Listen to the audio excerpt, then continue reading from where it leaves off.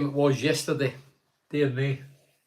If you watched it, I want to know what you've seen, what you thought about the substitutes, the penalty miss, the sending off, loads to discuss. Yeah, it was one of those games. I mean, I was there many years ago with the late great Ali Brownlee down at Carrow Road, and it ended up 4-4. I'll mention it in a minute in its entirety. But yeah, it was quite a game. It was a good advert for Championship.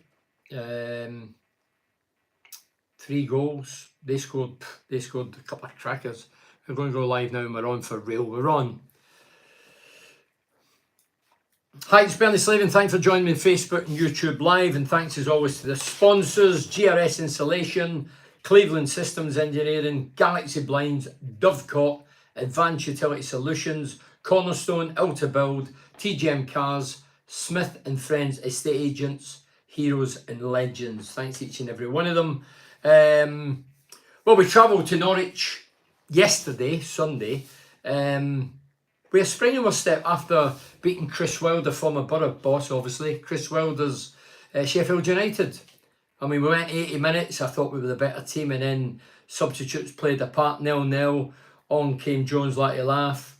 Ball was swung in by Azaz, and a great header by Latte Laugh got us all 3 points. So we went to Carrow Road yesterday with a spring of a step and confident. Don't forget, both sides equal points, both sides footballing teams. So we were always trying to get a game of football. Neither team was going to block it up and clog it up and frustrate. They were just going to go for it, and that's exactly what it did.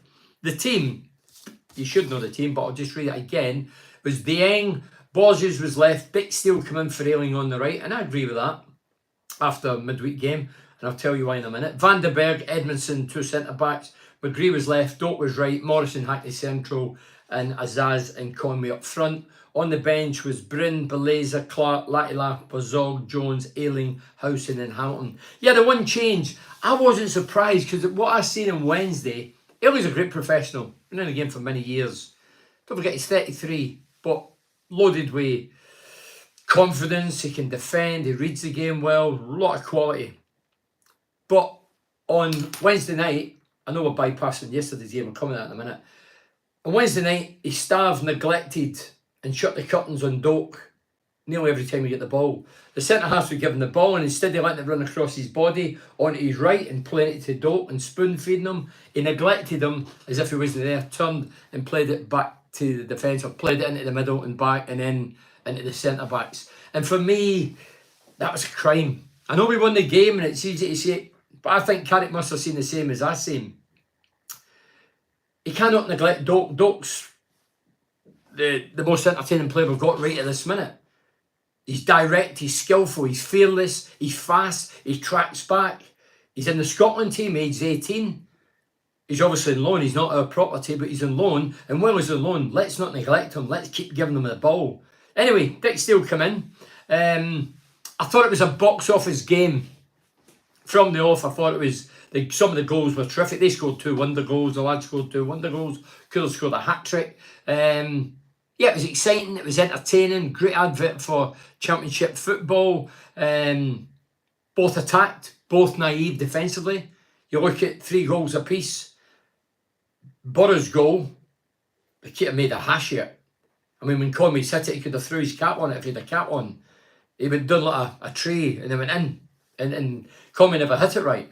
And then their equaliser to get the 3rd goal, dear me, the boys whipped it in. The boy was built like a joke. He's whipped on the right wing, and he's hit it, obviously looking for a player, and somehow it's went dipped near post, and Dieng, he's went down like a tree, parried out, he's clutching, he's parried it out with his hands, and it's hit his foot and went in, so it was classed as an own goal. So really, but scoring 3 goals in your travels, for me, you should win the game of football. If you score 3 goals and entertain and play the attacking football we played yesterday, we should have won the game. Game management, how do we kill it? Why do we keep playing football when we're 3-1 up? Why not kill the game?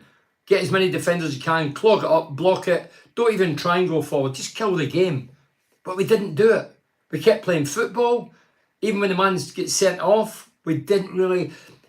There was 3 factors as to why it was 2 points dropped, in my opinion. Despite us playing great, I felt sorry for the lads yesterday, travelling all that way back, and the fans, thinking we had it in the bag, which we did.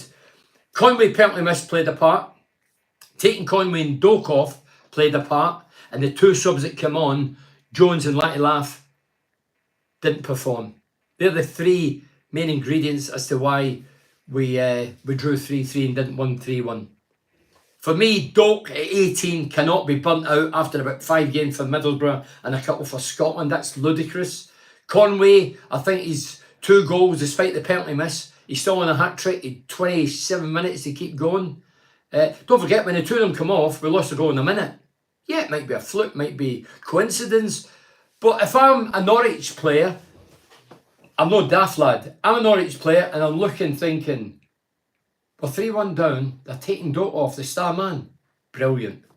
Owen Conway, he scored 2, should have had a hat-trick. He's getting off as well. Oh, happy days. I get a boost from that. Somebody texted and emailed the radio or, after the game or whatever, and they were saying that, yeah, look, it's just, we were very good. It was very entertaining. But somebody was trying to say, oh, we changed it. We all can't get the praise when he changed it on Wednesday night when it was 0-0. 80th minute, he threw on Laugh and Jones and turned the game and won the game. Yeah, but that was 0-0. This was 3-1. And when Jones and Laugh come off the bench, they never get a kick. They never get a flicker at them. Obviously, Carrick won't say it publicly. He knows he didn't get a flicker. The 2 guys we took off were on fire. You need the fire brigade to put them out. They were on fire. And I don't buy in, tired, fatigue. If we had a game Wednesday, I would say, yeah, I think that was the right decision. When I see him get off, I was furious, thinking, the next game we play is next week against Coventry. I've got all week to rest these lads. Give them a massage, sauna, just relax, lads. Don't need to do much work. Just cool and get over your heavy legs or whatever. But take them off. Conway missing the penalty. And don't forget, Conway maybe should have been in the penalties. He did score the last one, but he took off Laugh. So I blame Laugh. I know the 2 of them weren't in the team yesterday, but Laugh was the original penalty taker. He took them last season when Conway came into the team. He was bold and brave and brass enough to say, here, I want the ball. If I was Laugh, I'd have went, you ain't getting the ball. You know, walked in the door, kidder. I scored 18, 19 goals last season. I'm the penalty king here, I'm the boy. That's not being pig-headed. That's being confident. At least with a wee bit of arrogance, because you're the guy that scored loads of goals last season. This boy's just walked in the door. Anyway, Conway, another 2 goals his credit. That's 4. Well done to him. Finally, Azaz, I'll be honest, I would have started Laugh on Sunday. But he scored a goal. So 1 goal on 12. So well done. He's broke his duck. Hopefully he starts rolling now and getting goals. But yeah, we just need to learn how to kill his game off. Defensively, we're flawed. No matter who we play, how we play, we're still flawed defensively. There was 2 wonder goals, but the 3rd goal, dear, awful. Keepers make bricks, forwards miss chances. I get it. People saying get Deng out. I said this last year. No, because they dropping the ball or spilling it or making a hash of things. Just he's consistent passing about, fanning about the back. But he must be encouraged to do that. I'll start reading them out. I've just went in one, but as I say, I felt sorry. I was thinking the Borough fans that's made that 5.5 hour trip, the players who'd put in such a shift and who were very good and entertaining and exciting, and 3-1 up and thinking we've got it in the bag here, and then we don't. Gut wrenching. I mean, the last time I was there, we're backtracking. Somebody reminded me last night. I was there in 2005 with the late great Ali Brownlee.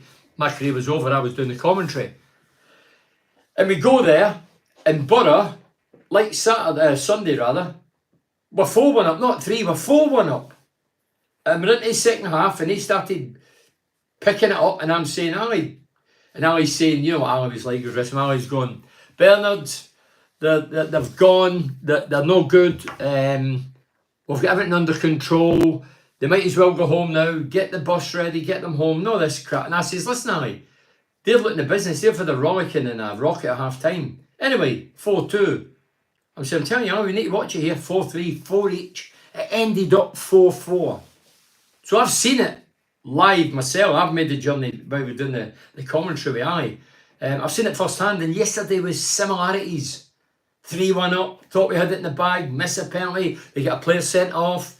Don't forget, the subs had 27 minutes to make an impression, and neither did. None of the guys that come off the bench made an impression. And Carrick would be disappointed in that. He won't say it publicly, but of course they would. As I say, the players gave it a great... That's the best we've played this season. Get rid of Dieng, he's garbage, Bernie. So Keith Williams not messing about, he's just saying get rid of Dieng. Phil Watson says 4 points out of 9. As disappointing as yesterday was, the real issue last week was the defeat to Bristol. I refuse to believe we are not good enough to go up. It has to be the year, this year, otherwise the team will evaporate. Well, Phil, we've been saying this, and I've heard this rhetoric for 15 years. We've been up once in 15 years. I hear it every year. This is a year. This is when we're going to do it. I seen Carrick says this is the strongest squad he's had since he came. I wouldn't disagree with that, but it's not the best team he's had. It's the strongest squad, meaning as a whole, 30 players, 28 players, whatever it is, but it's not the best starting 11 he's had. We've not got anybody better than Giles. Giles created more goals than anybody for that position in the Championship. We had Dakpom, who'd scored more goals than anybody in the division. We had Archer up front.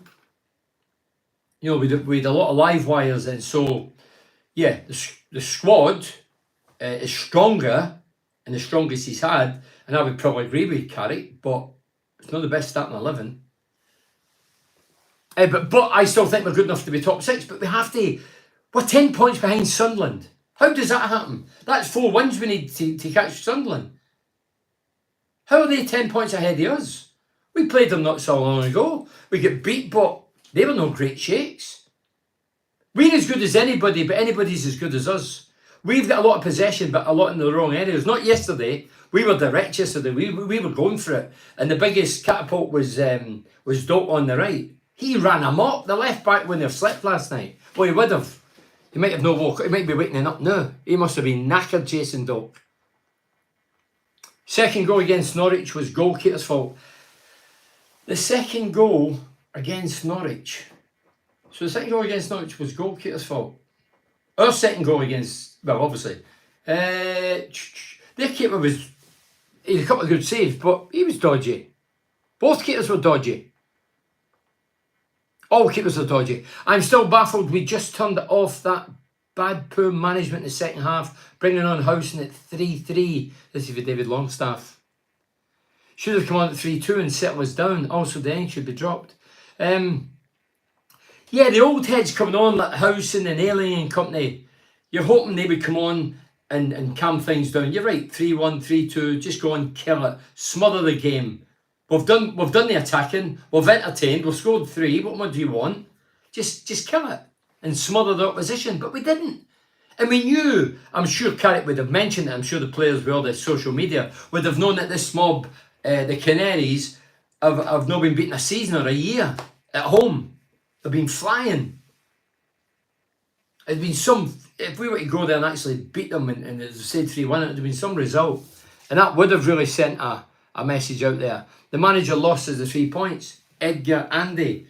I think collectively, the managers did it on the Wednesday against Sheffield United. We're 0-0. We're huffing and puffing, but we've not scored a goal. We need a goal. We need a spark. Laugh and Jones come off the bench, and then Laugh gets the goal. Thanks to Azaz putting the ball in the box. This is on Wednesday. So that was... But the dynamics yesterday were different. We were 3-1 up. The 2 guys that were on fire, we take off. The opposition must have went, brilliant. 2 top men off. How good is that? We get a goal here, we're back in it. And then they see the penalty. Well, the penalty miss. The lads came off in, I think it was 70 minutes. And then they scored 2 in the next 10, 12 minutes. And then that was it. But even when we were a man over, we still had a bit of time. There was 7 minutes injury time. But we never really made an impression. None of the subs made an impression. Which happens, but that's, if you're going to take two guys that's in fire off. I don't know, did Carrick give a reason? I don't listen to the local radio, I don't read the press. Did Carrick say why he took them off? I looked, when it happened live, I just thought, and it's easy to criticise, but I knew at the time, I'm thinking, why would we take the best players off? We've no game this week, during the week. It's next Saturday. Keep them on.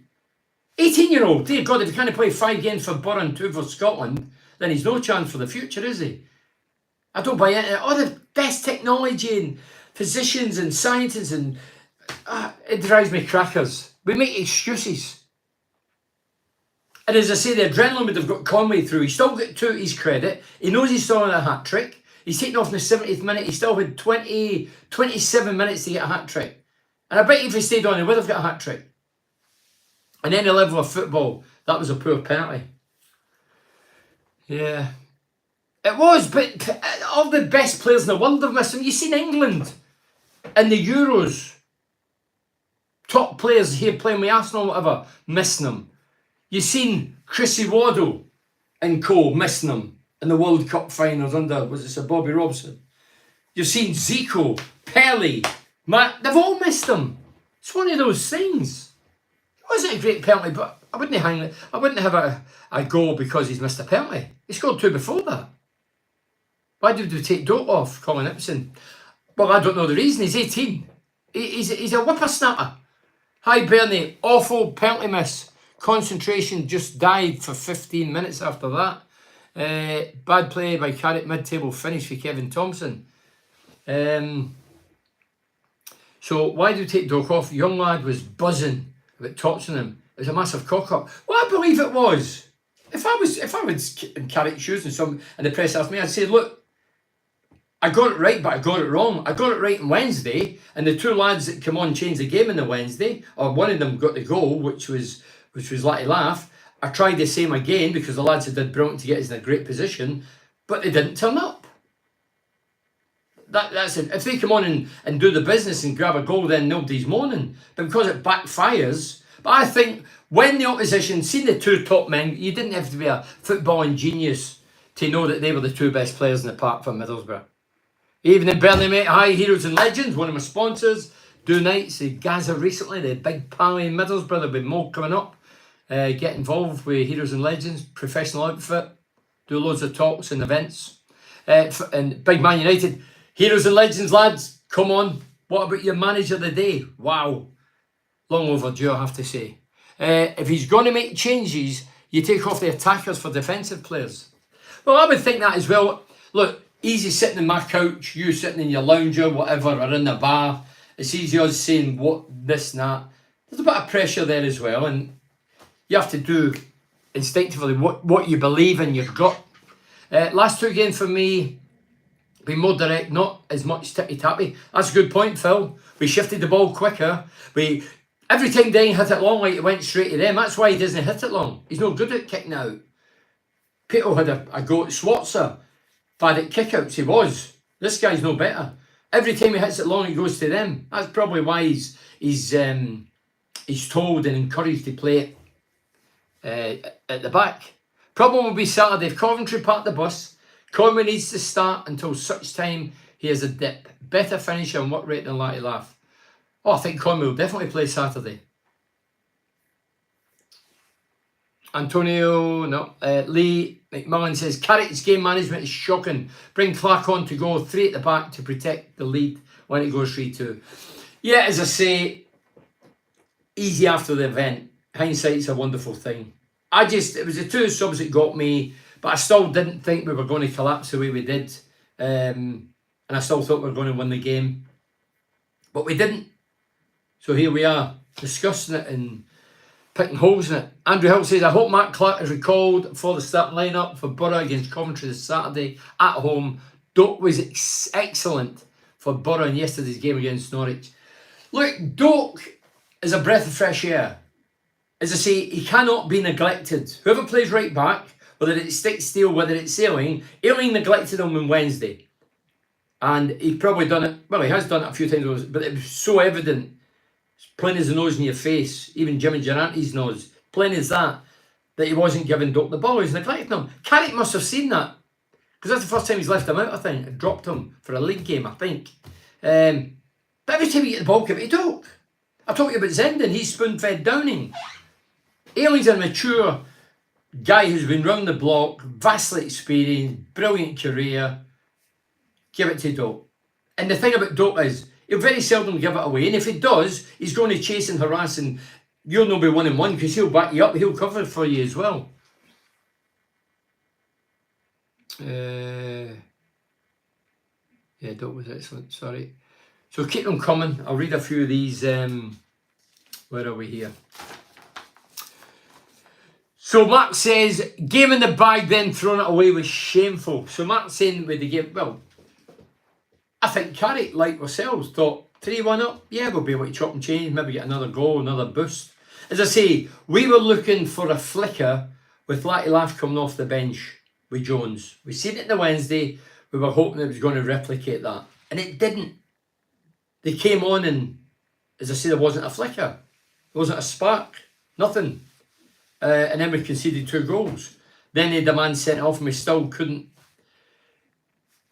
capitalise and with a man over and get a winner. But as I say,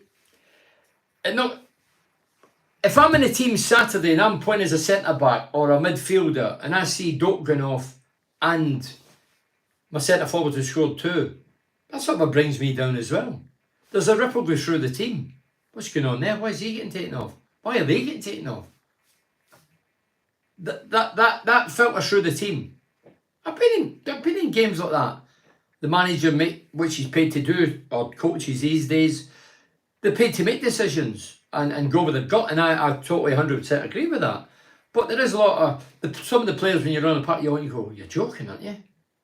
I remember we played, I don't know if it was Newcastle, and Paul Kerr got taken off. And Paul Kerr looked at the bench and went, me? And he went, it should be him. In front of like 25,000 fans or whatever it was. And he pointed at a teammate of his. He says, me? It should be him. Mental. Anyway, when Doak and Conway went off, both me and my mate says this will end up a draw or defeat. It says say we were right, sad to say we were right. Well, as I say, I didn't think that, but I just thought I didn't want to see Doak getting taken off. Or Conway. Anybody on a hat-trick, I want them to get a hat-trick. It's the best feeling ever. Really boosts your confidence, morale when you hit a dodgy spot. You think, I got the match ball the other week. But yeah, he had a chance, of course, to get a hat-trick, but he still had a chance. He still had 27 minutes to get a goal. His head didn't drop. He didn't get time for his head to drop. He was whipped off. Where are we? Dave Saunders says, hi Bernie, thoughts on Borough's second goal? Some goal that. Dave, I have to say that the boy that's can't pronounce his name, but you know who he is. His first goal, I thought Van den Berg hesitant. The lad got a shot off it, dipped over Dieng. I don't think Dieng had a chance. It was a great goal. And then he had a chance second half when the ball bounced between him and the defender, and he hit it with his laces over Dieng and it hit the top of the bar. And then his second goal was when he cut in for the left and he curled it with his right foot top left-hand corner. Stunning finish. Great goals. They were great goals. But, yeah, sometimes you just have to accept that was genius. And the first one, though, the second one that he scored was a very good goal. And the third goal, dear God, I know it's Halloween, but that was frightening. The third goal we conceded. Yeah. Think I've got some pennies invested with Paul Kerr. Edgar Andy.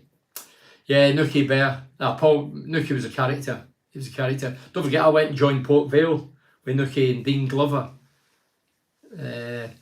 God, imagine saying it should be him these days. God, imagine saying it should be him these days. Dave loves that. Oh, I know what you're saying.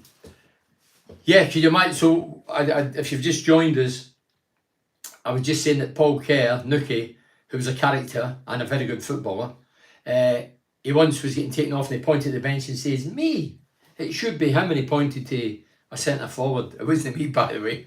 another centre forward, and yeah, can you imagine doing that these days?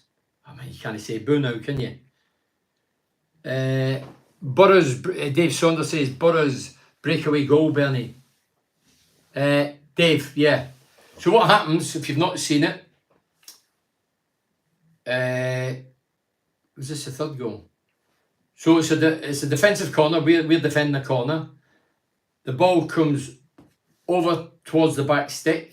It ends up going wide, left back position, where Doak gets the ball.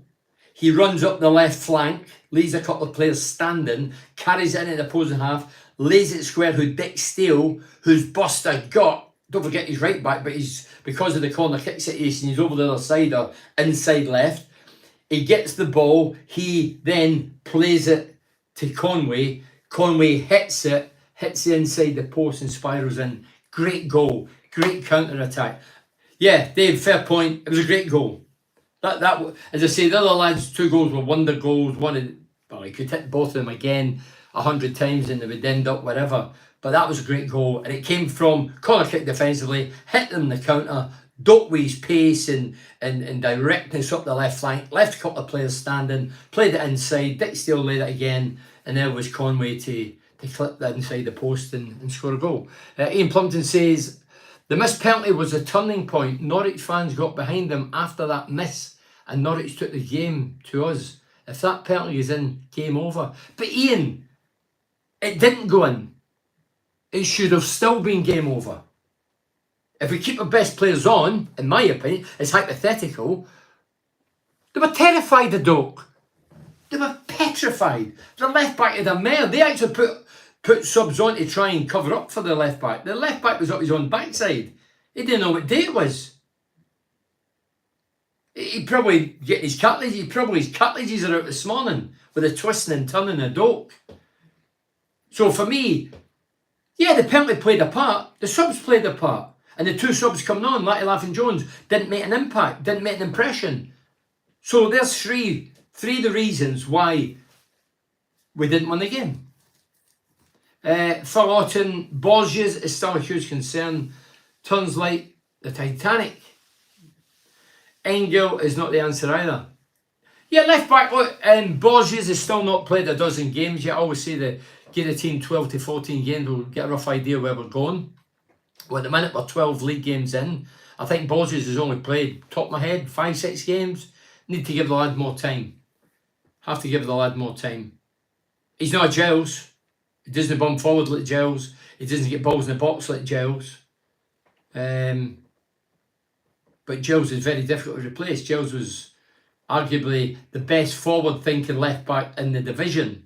Not the best defender, flawed defensively, but was very good at going forward.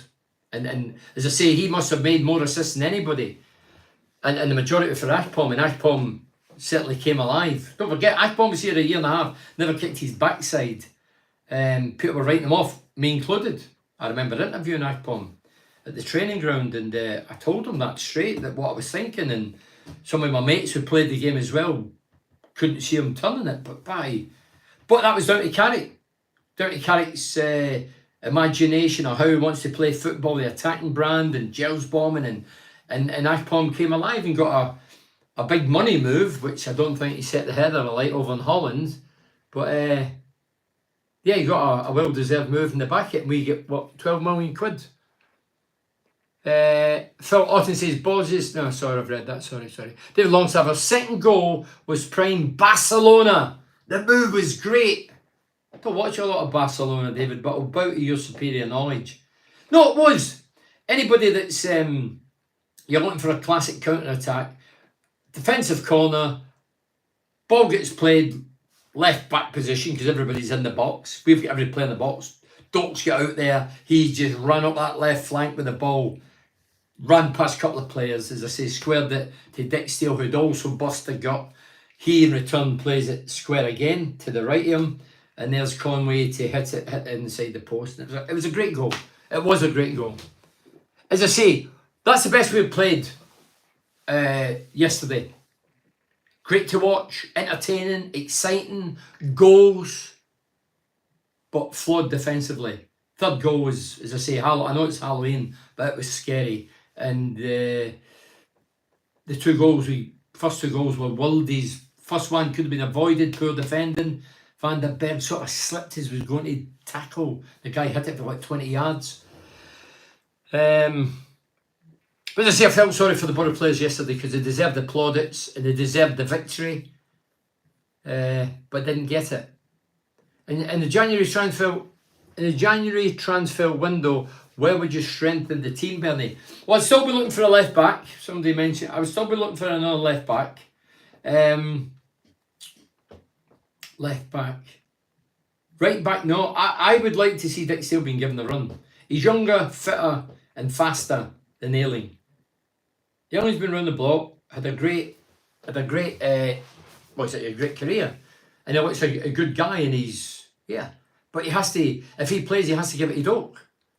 Every time he gives it to the centre half, unless he's closed down, of course. But on Wednesday night, it was just, forget you, get in there, easy ball.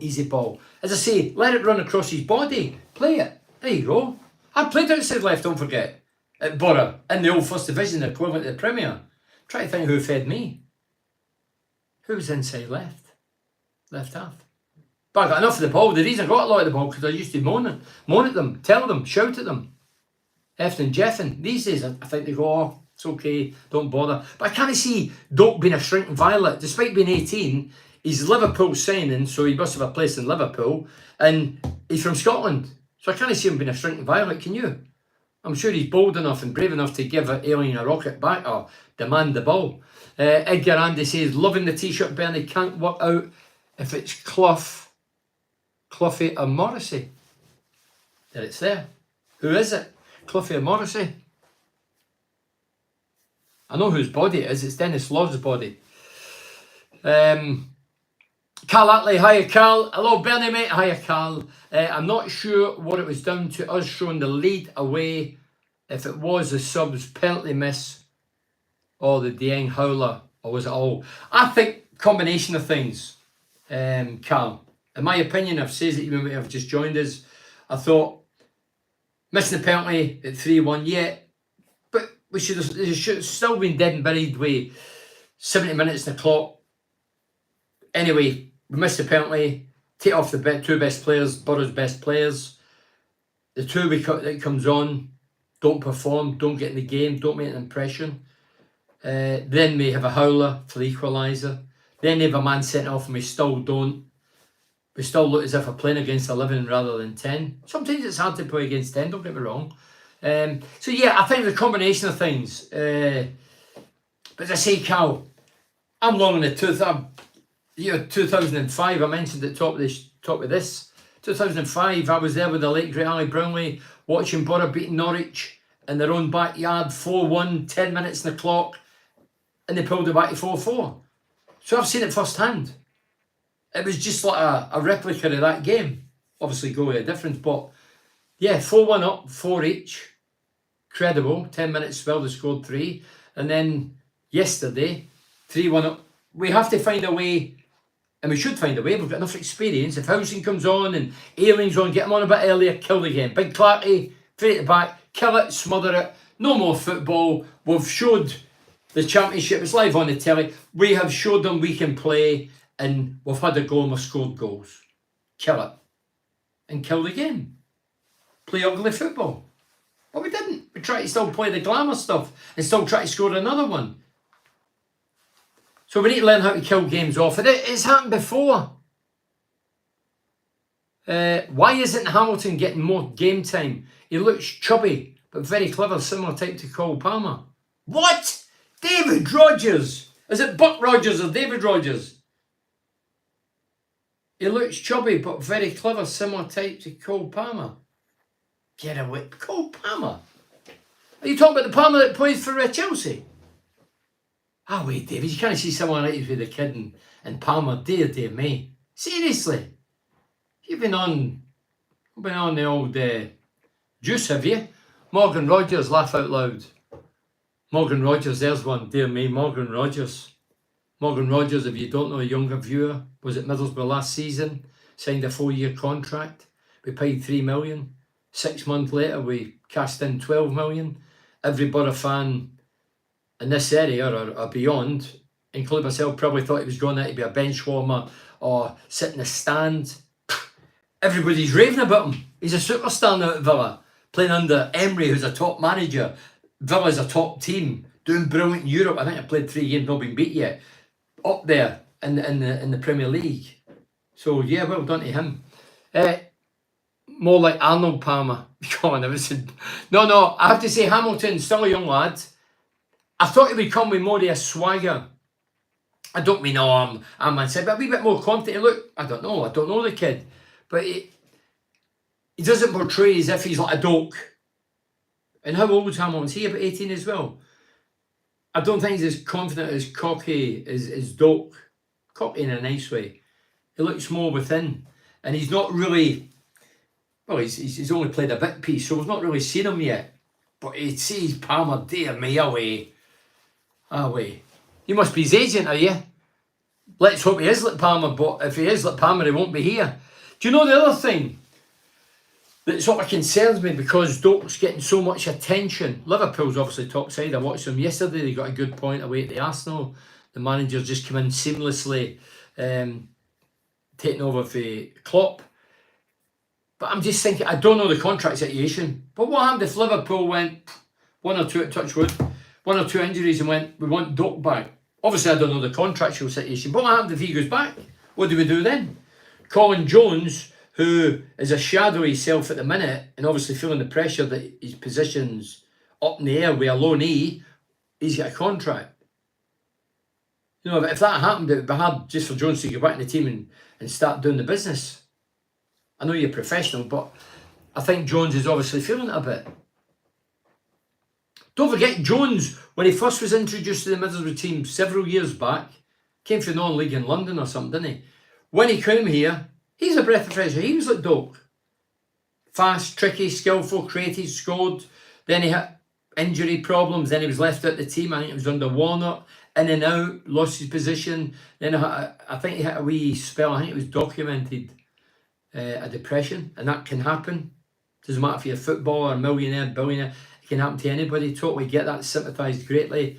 And then he came back into the team and now he's been nudged out. But his game has changed. Now, I don't know if Carrick's changed his game and says keep the ball and retain the ball and go back to Ayling, to centre-backs and over at the other side of the park. But he's not says that he don't. So maybe it was just Jones doing it off his own back. But I'm sure the manager must, or the coach rather, must encourage him. Come on, get back to the old. Get at them. But Jonesy is more into retaining the ball now than going for the juggler and going at the full-back. Maybe he's lost a bit of confidence. David Rogers says Hamilton isn't a winger. He scored a lot of goals for City's youth team. I'm not saying he's at Palmer's level. All right, David. I was having a go in a jokey way. I wasn't even too serious. But he looks good in tight spaces. He's a number 10. David, everybody claims to be a number 10. McGree, I'd like to see McGree number 10. I never think he'll get the opportunity. I don't know why, but I think I'm a big fan of McGree's. I say he's the best player we've got. At the minute, Doak's up there. But I think McGree would be great number 10. But I don't think he'll get the opportunity under Carrick. Some people... Azaz. Is Azaz the number 10? I think a few years ago, Nugent, did he play number 10 well? Merson when he was at the Borough. There's been loads of number 10. Number 10's a lovely position because the two centre-halves mark the centre-forward and the number 10 sits in no man's land. He's between the midfield and the two centre-halves. The two centre-halves, 2 against 1, that's what they want. If I'm going deep as a number 10, they want to come, but they're not going to get tempted because they still need to mark this guy up here. So I can float between the two centre-backs and the two central midfields. It's a lovely position. I done it with Albion Rovers. Probably that's why I scored a lot of goals up there. I played in that no man's role where very hard to pick you up. Lovely position, but in there you need to create and you need to score regular. And I've not seen anybody I think he's nailed that number 10 role. There's nobody claimed it. Nobody claimed it. If Stoke goes back, We'll have Harvey Elliott. Harvey Elliott, but he's a good player, isn't he, as well? Harvey Elliott, Edgar. Yeah, Harvey Elliott. Yeah, he's in and out. He's a Liverpool lad, isn't he? No, I'm just saying, hey, let's hope Doc's here for the season, but we've seen with past players come and go. We take to them, the kids get names in the shirts and then gone, puff and smoke, because on loan. That's one of the downsides of loans. But the majority, I think, well, the majority are signed, but he's on loan. And the Liverpool manager must know of him now. He must be watching Championship football, and I know they played Arsenal yesterday, but he must be watching it, watching videos, watching clips, getting reports about how exciting he is. And the Scotland, of course, watching international football. Where are we here? Paul Wigley says, Chuba got a goal for Ajax last Thursday night in Europe, coming off the bench with a cool finish, but still remains behind Broadway and Weghorst. Weghorst! Is that him who was at United? God, he's not a good footballer, he's just a big... Ten Hag played him, didn't he? In the pecking order. So Broadway and Weghorst are ahead of Chuba Akpom. I mean, great experience for Akpom, but I'm sure the lad went there. Obviously, a few quid more, there's no doubt that. Longer contract. Obviously, he was hitting 29, 30. Yeah, but we're a wee bit disappointed. But I think Akpom, what I know of him and what I'm told, he's a top professional. Won't cause trouble. Good, clean living guy. Paul Gamble says, deja vu there, Bernie. Let's comfortable lead against Norwich. Slip brings back memories. Oh, it does, Paul. I've mentioned the memories. 2005, 4-4. 4-1 up to Borough. Incredible performance in the Premier League, in the top flight. It was under, I'm sure, Steve McLaren. And lo and behold, it was 4-4. Yeah, I always remember that. Ali portrayed me when he was doing the commentary. 4-4, whistle went, I threw my headphones down. Somebody shouted me at the end of the aisle as the people were all heading out.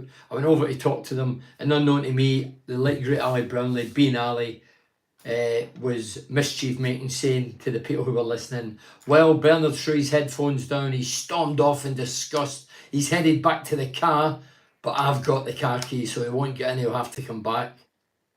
But he must have had a nose like Pinocchio. I was at the end of the row, but that was Ali, painted great pictures for the radio listeners. That was his forte, he was brilliant at it. I've been slating Aziz, but he's actually been good the last two games, Dave Rogers. Dave, I'll be honest, look, I heard he's a great guy. I've met him once. I wish the kid all the best. He's a Republic of Ireland international. He's got a good touch. He's honest. He's got a nasty habit of checking instead of getting the shot off. Not scoring in 11 games, well, is a cardinal sin for me as a striker or number 10. But he got his goal yesterday. Hopefully that kickstarts his season. Just like I'm hoping that Latilaf does the same. He'd only scored for a penalty. So Latilaf and Azaz in 12 league games have only scored one apiece in open play. Latilaf's got 2, one for a penalty spot, but in open play, one apiece. So that's 12 games, 1 goal apiece. Not good enough. Not good enough. Don't kid yourself, it's not good enough. I agree we should give McGree a chance at number 10, but who goes left wing? Well, the lad's talking about Hamilton. Give Hamilton a go. We brought him in for Man City. He must have something we've not seen yet. The lad's saying he's a number 10, but he played it in the left before, one game, didn't he? I got a shot out there. Yeah. On the bench. I'm looking at see the bench. Everybody was praising the bench. I seen social media, loads of people the bench. Bryn, obviously young local lad, keeper. Some people are saying he should get a start now. Big Clark experience. Latilaf's no mug. Bazog, big experience. Jones has been in the team for years. Ailing, vastly experienced. Howson, vastly experienced. And Hamilton, a novice. But look at the wealth of talent and years in football, experience. They could have come on yesterday and killed the game, and yet we couldn't do it. We couldn't do it. That's where it lies with me. That all that talent on the bench, all that experience, we're 3-1 up, and we could not get people off that bench to go and kill the game off with all that experience. Coming up there, your bedtime set for 22:30. Wind down is starting soon. What? What's that about?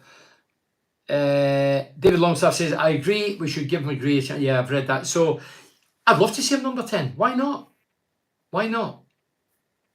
I don't get it. And what's happened to Beleza? Beleza was on the bench, of course, but the window in January, let's hope none of the big hitters go. But I wouldn't be surprised the likes of Beleza or a Dale Fry. Dale, local lads. I'm all for local lads. Love to get behind local lads. But Dale's went for number one centre-half. He's missed nearly a season, including last season into this season. I heard he played for the 21s recently. But he's way down the pecking order. He must be about 5th, 6th centre-half. He's never going to get a game. If I was him, I'd be looking thinking, I don't want a contract. I'd rather move on and get a game. A few years ago, people were coming to me and saying, oh, he's a new Pallister. I never thought that for a minute. But good footballer. But yeah, he's just sort of disappeared. I don't actually know what his injury was. Saying that, look at the amount of injuries we've had. None of them's been on the park, the field of play. What's happened at training? I've never seen anybody getting stretched off in a Middlesbrough shirt. I see people walking off, jogging off, and then we don't see them for 6 months or a year. And I think, well, where did that happen? Doak is a left winger. David, that's where Liverpool play him. Hey, Doak can play left or right, but we can change over. Put whoever on the left, put McGree number 10. It's not going to happen. We'll just play pie in the sky, innit? It's hypothetical. We're just having a bit of fun, but Doak could play either wing. Of course he could. And wingers do. If you get two natural left-right wingers and the out-and-out wingers, they can always swap over till they get a run going at the fullbacks. And what a winger and Doak does it. How did they do it against recently? What a winger usually does, gets the ball early doors and plays it by the fullback and goes for pace to see if he can match him, the guy that's smarting him. But that guy yesterday, dear me, they say he was up his own backside. He was struggling. He was running in water. Treacle. Bernie and Ali century. This is David Rogers. Bernie and Ali century back in the day was radio gold.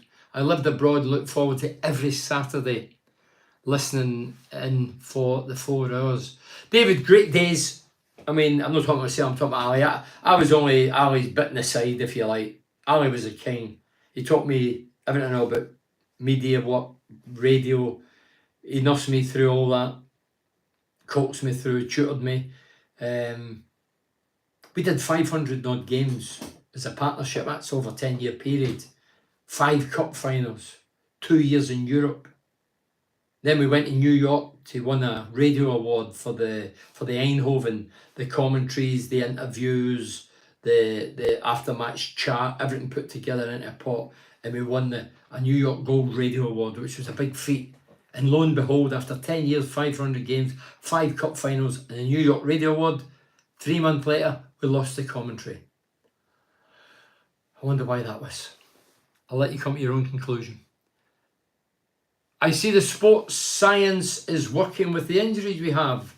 Smiley face. Yeah, David, we've got the best technology and sports scientists and the best training facilities, I'm told. I've never actually trained on them. Indoors, outdoors, plastic, grass, you've got the lot. But we're falling like flies. Ed Canandi says R.I.P. Andy. Ali, sorry. Yeah, Ali, right, don't forget about Ali. Ali was the best PR man for Middlesbrough Football Club that never got a job at Middlesbrough. He could have sold sand in the Sahara. He was incredible. But he was everything in one, Ali. He was great commentator. He was full of beans, always hyper. I was going to say he was honest. No, he was blinkered and he was biased. And he loved the borough. He used to turn up my door with a big red and white scarf, smelling I think it was Brut. No, I used to have a strong fragrance on, don't know what it was. But always his borough, spoke about borough. If you travel 5 hours to London, he was non-stop about how good we were and what we were going to do today. And then I'd be in the commentary box with him. We'd be 4-0 down. He's saying, Bernard, we're still doing well today. And I'm thinking, what are you on about? Used to wind us up, press my buttons. I used to have a go at him. But yeah, he was an ultimate professional. I remember one game we went to Tottenham Hotspur, midweek game, must be the top flight. It was a Wednesday night, and we get there about 5 o'clock. The gates for the press and I don't open till 6, the game's at 8. Eventually we get in, set up the gear, do the phone in, everybody's headed off, it's a cold winter's night, Baltic, wrapping up, doing the phone in. And then Ali says, oh, I need to go and get a couple of interviews. So we leave the stadium about 12 at midnight. People out there think you do the radio, it's a glamour job, it's great and all that. Yeah, it's good, but not great going to London in a midweek game in the winter. So we jump out, we come at the stadium, into the official car park at the stadium, jump in the old clapped out Century car. We just come out of the ground, go right, and there starts 10 minutes, there's smoke billowing in the cockpit, in the car. Ali says, Bernard, we need to pull over, it's going to go on fire. We ended up in a tow truck, got back at 7:30 in the morning. Nobody seen that side, they just heard you on the radio and having a laugh, which we did, and money was alright, but yeah, that's tow trucks, and there's loads of incidents like that. I remember we went to get fish and chips one night in London again, it wasn't Tottenham, somewhere else, and they'd run out of paper for a receipt, and for us to get fish and chips and whatever, we had to get a receipt, so well Ali did, so we could claim the money back. So the lads run out of paper, so we had to write in a bit of old greasy paper to claim money. That's how bad it was. People think it's glamorous. Ali was delusional but so entertaining. He allowed us to dream, and Bernie kept your feet in the ground. You two were the voice of European run. Great times, 20 years now. Time flies. David, you're right. They were glorious days. We had the best days as Borough fans. I've come out of football, ended up doing radio, did the Legends, talking about football, the team I love, Middlesbrough, against Mark McDonald and Eric Gates, Sunderland and Newcastle, brilliant. And then I had Ali, the commentary. I used to go to nightclubbing. I didn't drink, but I still stayed out at 4 in the morning. Ali would pick me up at 7. I would fall asleep in Middlesbrough and wake up in London. And Ali never wanted me to drive. I always offered, do you want me to drive? No, you're all right, Bernard, you go for a sleep.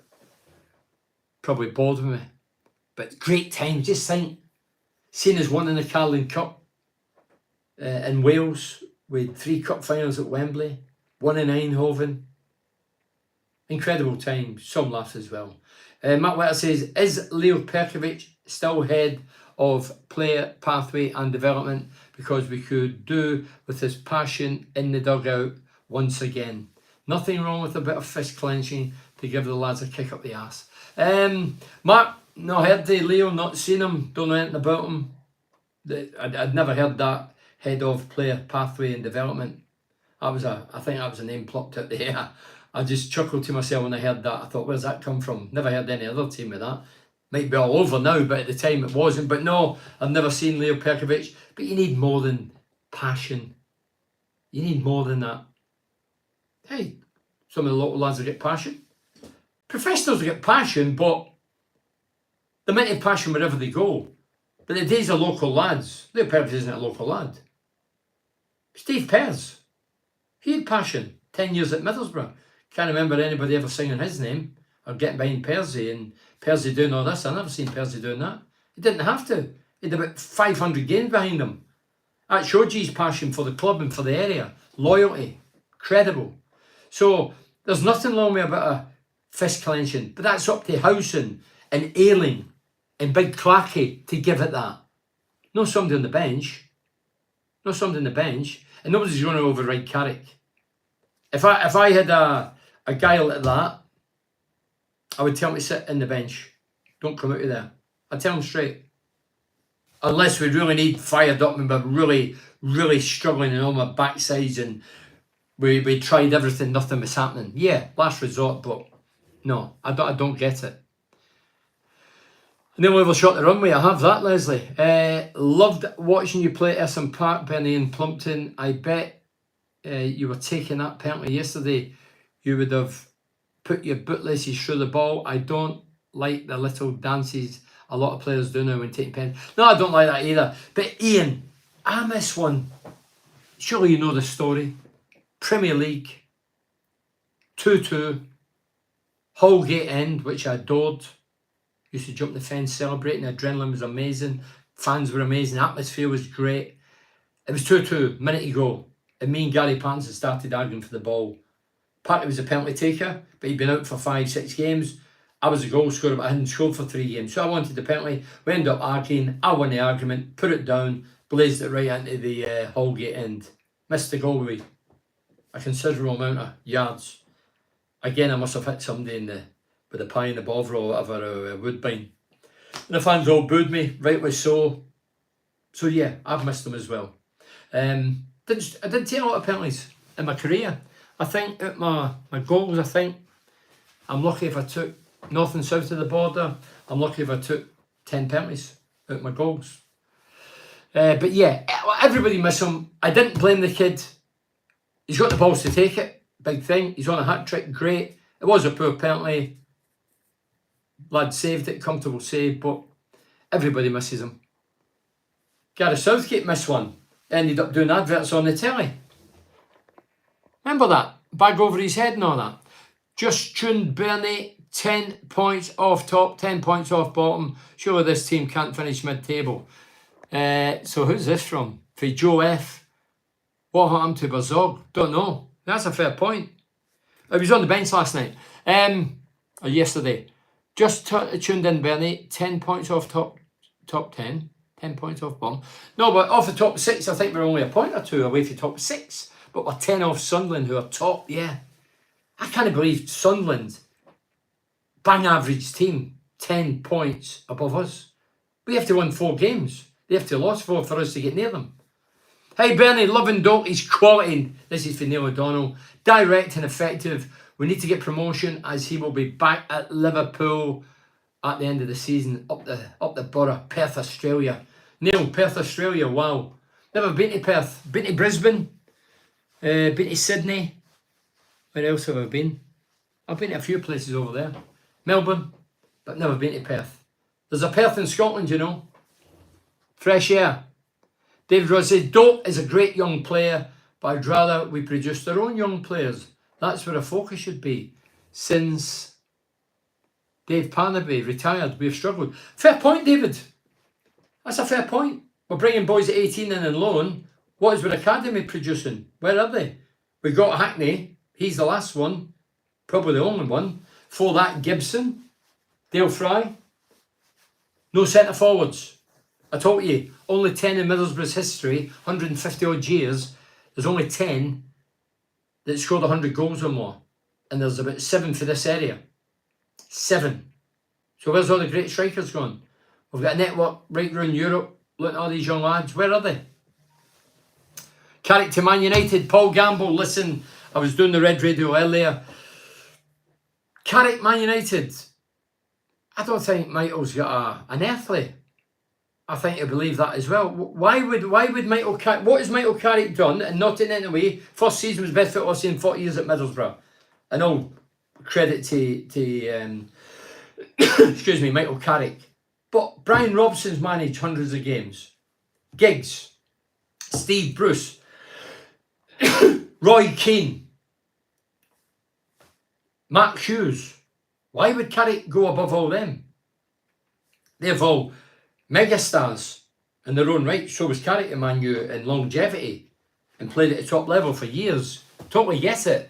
But what has Carrick done to jump above all them? I don't even think he'd be in the thinking. No. If he gets us into the Premier League and does well in the Premier League next year and something happens at Man United, there's another comedy happening down there. The other thing is, and I'm not going to go Michael Carrick. I think Michael Carrick's a lovely guy. I heard he's a lovely guy. I've only met him once. I'm a fan. I'm behind him. Man United need, for me, hold on. Imagine Dalton Giles when he was in top form, straight as dream. Yeah, without a doubt. In my opinion, Man United need more than a manager. They need a charismatic, charming, media-friendly, or know how to deal with the media. They need big personality. I think Carrick's demeanour's nice. I think the modern player would like that. I don't personally like that. But your man Ten Hag, dear me, he did charm me a lettuce leaf, or a dead snake. He was charmless. Man United, you need more than that. Fergie had a bit of it, it was ruthless, but he had it. Cloughie had it for sure. Terry Venables had it in abundance when he was with England in the Euros, should have won it that year when he whopped Scotland and Gaza scored the wonder goal at the big centre back's head and put it in and lay back in the dentist's chair and sprayed water. Yeah, Harry Redknapp, Sam Allardyce, all these guys, characters in their own right, something about them, personalities. Mourinho, charming, ruthless, charming. No downbeat. Every time you seen Ten Hag, if you wouldn't have watched the game, you didn't know the score, it's the same demeanour, same face, every game. Same rhetoric, every game. So I think Man United need a big personality that's obviously good at his job. I don't know who's available and what they're talking about and what money's available, but they need to get their act together. I've liked Man United over the years, but by God, under Ten Hag. I mean, I was in Japan in May when I heard that they beat Man City. I thought there was something up with the radio. I thought maybe I was getting duff information out the country. I totally agree. I like Howson, but he's not an old school skipper who gets players going when the heads are down, Benny. Howson, though, by example, that's his way of showing. Tony Mowbray, my pal, still my pal. Captain, fantastic. Mab, put his head in where I wouldn't put my boot in Palace, I certainly wouldn't. Led by example. But vocal leaders, I don't hear any of them. I would hear them or see them pointing and fist clenching, and they don't do it. I don't know if modern players are scared of offending each other or might be accused, oh, he's bullying me. You can imagine that going on in the modern world, can you? Oh, they're on 30 grand a week. You could shout and throw things at me. I wouldn't give a flying. Get on with it. Shouting and remonstrating and pointing the finger. That's a G up. Take that as a compliment. It means I'm thinking I can get more out of you. That's why I'm trying to do it. If I didn't think I'd get more out of you, I wouldn't bother. I just think it's up to the coach and do what he wants with you. So it's healthy. But Howson's by example. And with no leaders, vocal leaders. Hey, Bernie lad, keep well. Hey ho, Bernie lad. Sean Wilkinson, hiya, Sean. I put a bag over a lassie's head. Laugh out loud after seeing Southgate and Nigel Pearson. Dear me. Matt Wetter says, used to love Borough TV, which I believe was the first club to have its own TV channel, Borough TV. Also, Man United claim to be the first. I suppose we have you online now, Bernie, but a shame Ali wasn't around to be with you. That would have been some team, me and Ali and this, but Ali went to the BBC. Middlesbrough Football Club were the first in Britain, and it was NTL, American firm who come over here, cable TV, and Middlesbrough were the first to go on the map with their own TV channel, and me and Ali hosted it. After a couple of pilots, myself and Ali Brownlee, the late great Ali Brownlee, we hosted it for years.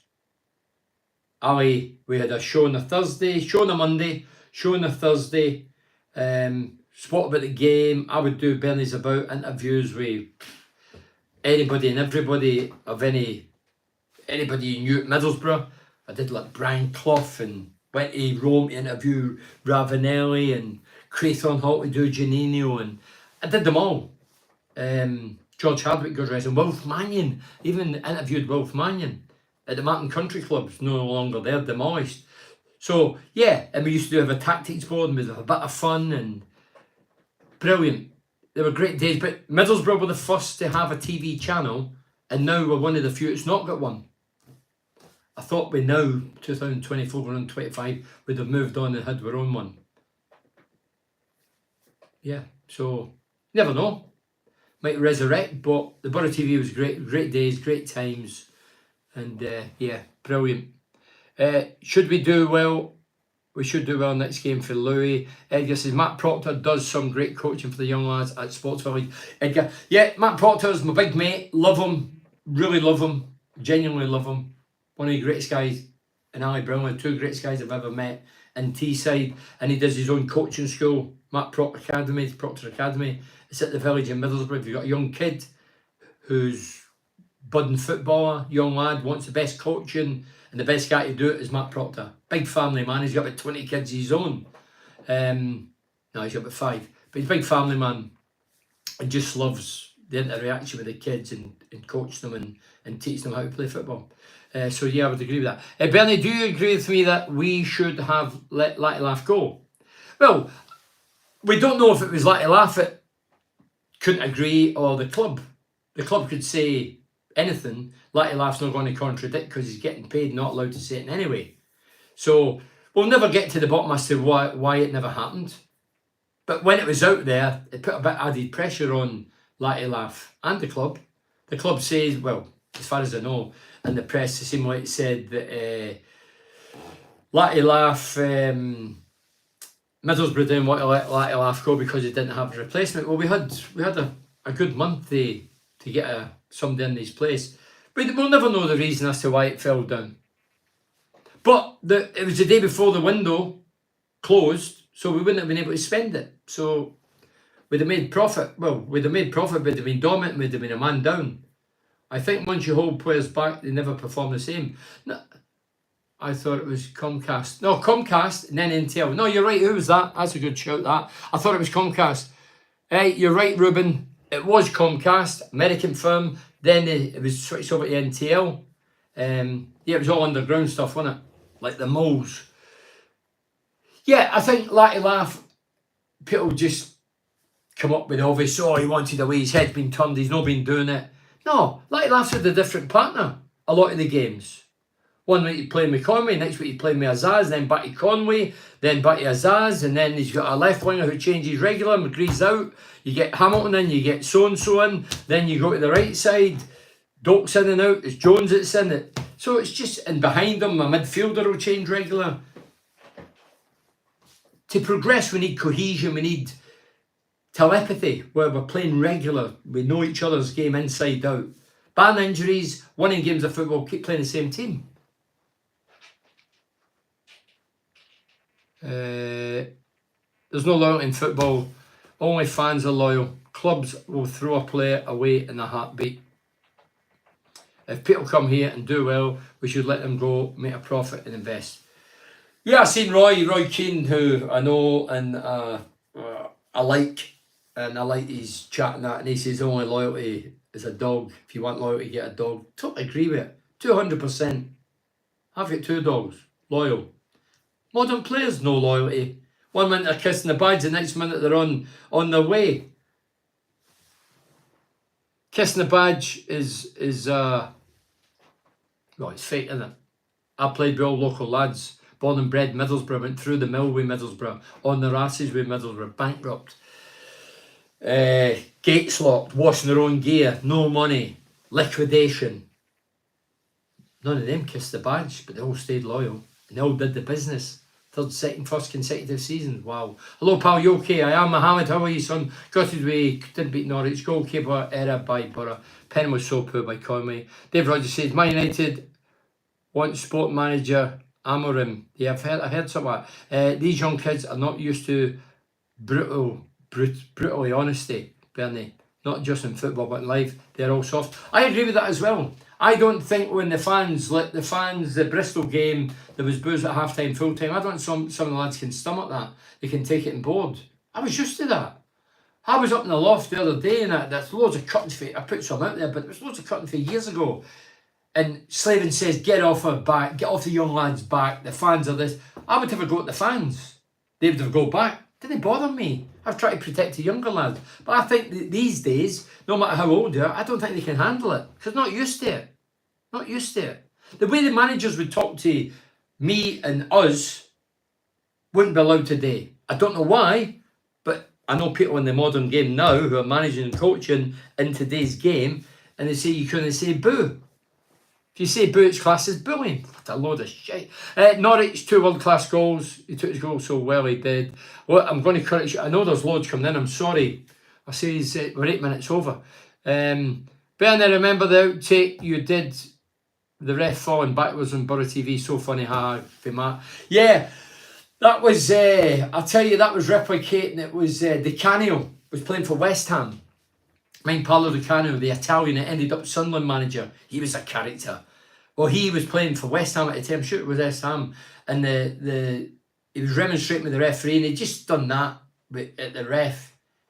And the referee, you talk about players diving. This referee just fell to the ground like a tree. And everybody started laughing, so we replicated that for Borough TV, that's right. Don't wait for Borough, Bernie, do it yourself. Start interviewing fans and players before and after games. You'll grow and make a good wedge. David Rogers, I've got enough doing this, David. But Borough TV, yeah, I could do Borough TV. Just need a few people alongside me. But yeah, Borough TV was very good. Well, I do interviews, do podcasts, so I do interviews. I did Ian Baird last week. I did Trevor Putney. Part 2 was today. Terry Bywater, Paralympian. Won several medals, medal winner. I did David Hodgson, former Borough and Liverpool. Did him last week. Very good. So I've did loads, got enough to take us up to Christmas now. I'll still be getting more to come. So he was playing for Sheffield Wednesday when he pushed the ref. Did he play for Sheffield Wednesday? Decanio. Anyway, David Rogers, thanks for that. Sorry about these. I'll try and read them out. And when am I back? Oh, back Saturday. Saturday, probably about 7:30 because I have to go to the Dovecote after doing the Legends Lounge. Hopefully discussing a victory. I hear that Coventry's a bogey team. I don't believe in that because Coventry have changed teams. They're still got the same manager we have. Obviously, they've done this in the playoffs. But I don't believe in that. It's new players we've got, new team. And so have they. But saying that, my boy says to me a couple of weeks ago, Bristol's a bogey team. I says, what a load of old tosh. And they beat us 2-0. So let's hope that's not the case. But Borough yesterday, I'll just say again, it was exciting. It was fascinating. It was a great advert for the Championship football. Well done, Conway, 2 goals. Well done, Azaz, getting off the mark. And if we play that on Saturday, I don't see any reason, obviously, hold on to it, but put a shift in like we did, I can't see any way that they'll keep up with us. Okay, cheers. Thank you very much for joining us up the Borough. I still can't believe we only get a point. We deserve more. Cheers. Thank you. Cheers.